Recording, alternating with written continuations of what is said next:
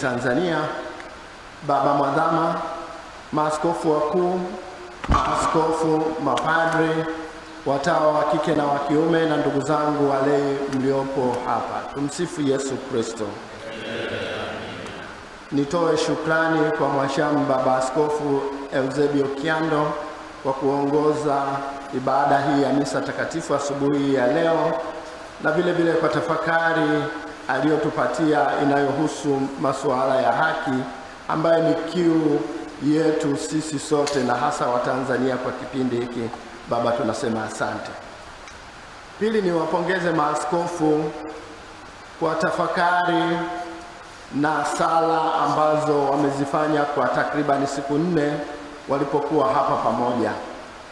Mkutano wao huu umekuwa ni wa muhimu sana kama wachungaji wetu, wakitafakari kwa pamoja na wakisali ili kuiombea nchi yetu, hasa baada ya yale yaliyotokea baada au wakati na baada ya uchaguzi mkuu. Nchi yetu imepata donda na aibu kubwa sana kwa mauaji ya kikatili ambayo yamefanyika, na bado tuna maumivu hayo na Watanzania wengi bado wana maumivu hayo. Wahashamu maaskofu, baada ya kutafakari na kusali, wanakuja kutushirikisha tafakari yao siku ya leo. Na sasa ninamkaribisha Mhashamu Askofu Wolfgang Pisa, Rais wa Baraza la Maaskofu Katoliki Tanzania, kwa ajili ya kutushirikisha tafakari hiyo ambayo wameifanya kwa pamoja. Baba, karibu.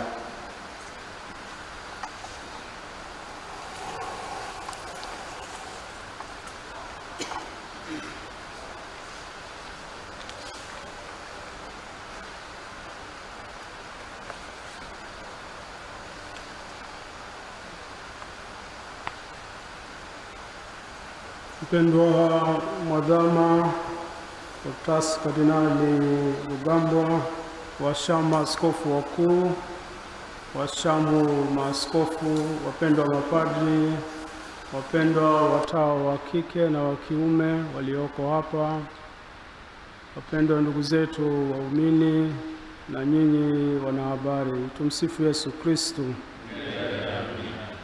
Ifuatayo ni tafakari ya Baraza la Maaskofu Katoliki Tanzania TEC juu ya yaliyotokea siku na baada ya uchaguzi 2025. Utangulizi. Uchaguzi wa Oktoba 29, 2025 umeliingiza taifa katika hali ya sitofahamu ambayo ilijitokeza katika maandamano. Maandamano hayo yalisababisha vurugu ambazo ilizaa mauaji, watu kujeruhiwa na kupotea. Pia ilisababisha uharibifu na upotevu wa mali binafsi na za umma. Hali hii imewaumiza na kusononesha sana jamii ya Watanzania na kujeruhika kwingi kulikotokana na kugusa uhai wa wanadamu. Uhai ni mali ya Mungu mwenyewe. Kama tunavyosoma kitabu cha Mwanzo sura ya 1 mstari wa 26, na tufanye mtu kwa mfano wetu na kwa sura yetu. Hali hii imeongeza maumivu, kwani pia kuna waliouawa na kuumizwa wakiwa nyumbani au sehemu za kazi bila kujihusisha kwa namna yoyote na maandamano. Tunasikitishwa sana na hii hali na tunalaani haya mauaji ya kikatili na kinyama ya vijana wetu na watu wengine. Kiukweli, huu ni uovu mkubwa na chukizo kwa Mungu wetu. Kwa ufupi, sisi sote tumejeruhiwa.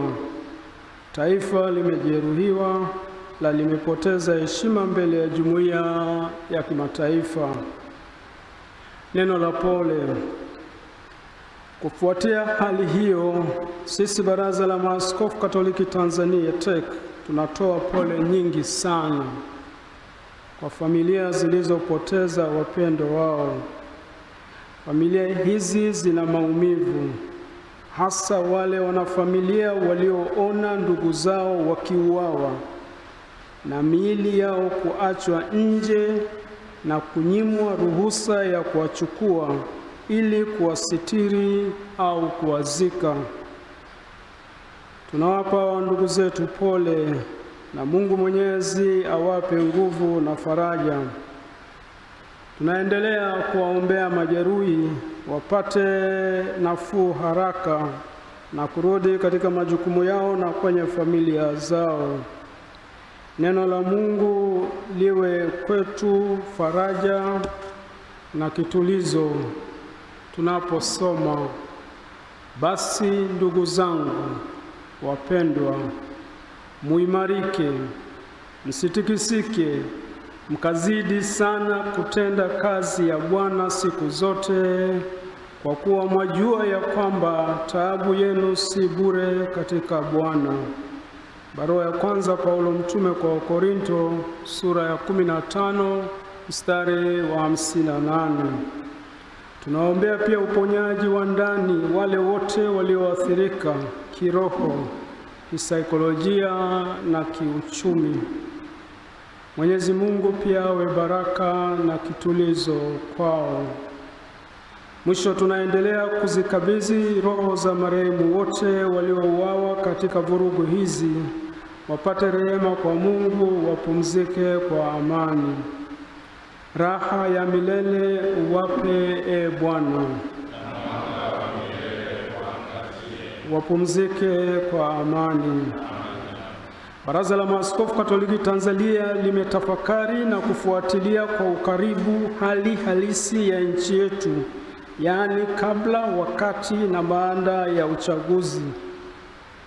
Naona taifa limegubikwa na manunguniko na kutokuridhika, jambo ambalo limetugawa Watanzania ambao tulisifiwa kuwa kisiwa cha amani na utulivu. Hali hii haijengi taifa letu. Hivyo basi zinahitajika juhudi za makusudi katika kulileta taifa pamoja na kuponya maumivu yaliyo katika familia zilizopoteza wapendwa wao na sisi sote. Baada ya kusema hayo, tunapenda kuwashirikisha yafuatayo. La kwanza, kila maandamano si uhalifu. Kuandamana ni haki ya raia kama njia ya kufikisha ujumbe au malalamiko. Ikiwa njia ya mazungumzo imeshindikana, cha msingi yawe maandamano ya amani. Katiba ya Jamhuri ya Muungano wa Tanzania, na nukuu, inatambua haki ya kufanya maandamano ya amani, mwisho wa nukuu. Rejea ibara ya 20 na ibara ndogo ya kwanza. Inasikitisha kuona kuwa waandamanaji waliojitokeza siku ya uchaguzi wote waliwekwa katika mwavuli wa uhalifu. Adhabu ya mwandamanaji sio kuuawa. Katika tafakari yetu tunafikiri kati ya mengine mengi, mambo yafuatayo yalisababisha maandamano. Kwanza, usalama.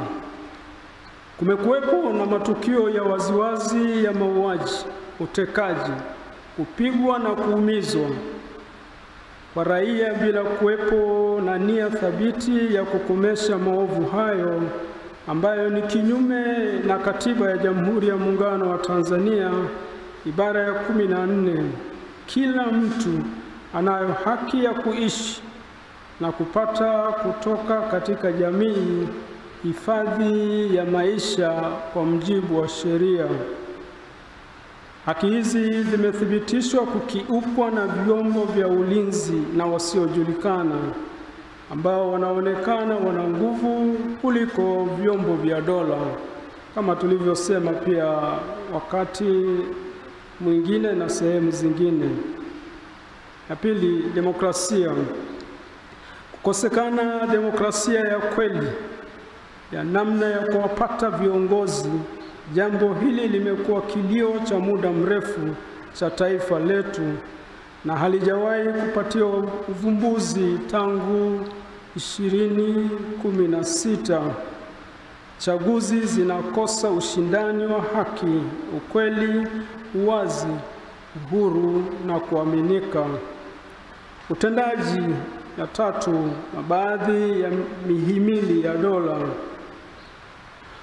Kwa kuchambua maandamano, Baraza la Maaskofu limeng'amua kuwa hasira ya wananchi imechochewa pia na kukosekana mahali pa kupeleka na kufanyiwa kazi malalamiko yao pale haki zao za msingi zinapokiukwa, kwani baadhi ya mihimili kama tunavyofahamu imeingiliwa.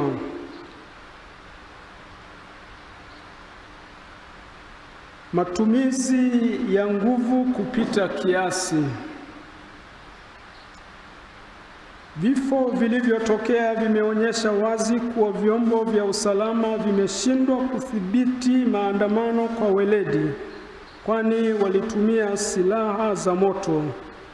Hii ni kinyume cha utaratibu msingi wa Baraza la Umoja wa Mataifa katika kutumia nguvu na silaha za moto ya mwaka 1990 ambazo zinashauri kwamba silaha za moto zitumike tu kama hakuna njia mbadala ya kulinda maisha.